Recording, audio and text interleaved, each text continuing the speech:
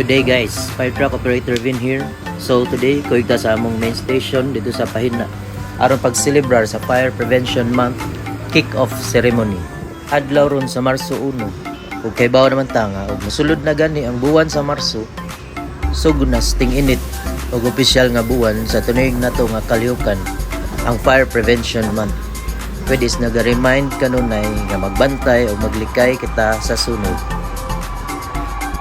So, base sa statistics guys, naagyod sa buwan sa Marso magsugod og saka ang mga kaso sa sunog. Nag-una nga hinungdan ang octopus wirings, kandila nga napasagdan og linoto nga gibiyaan. O gumika niya na nahimugso ang atong tinuig nga kalihukan matag buwan sa Marso, mao ang Fire Prevention Month. Kung diin nagkayo sa atong kabomberohan ug uban pang government agencies gikan sa BFP, PNP, BGMP, Barangay Fire Brigades, City Disaster ug uban pa mga private organization. Og nining tungura gisugdan sa gamay nga opening program ug pakighimamat sa mga participants. Og sa wala magdugay gisunod dayon ang motorcade. Kung diin gisalmutan sa nagkalain-lain nga Barangay Fire Brigade ug Cebu City BFP fire trucks. Apil na ang atong unit na si Engine 7.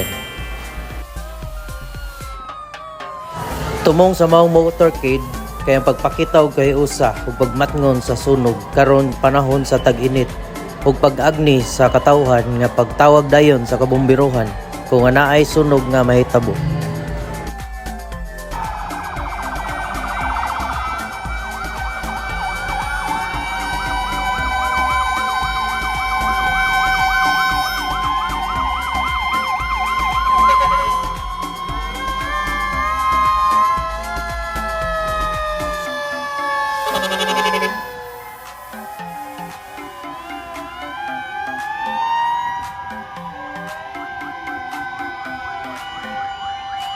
Og dinhila nato tapuson ang atong first ever voice-over vlog.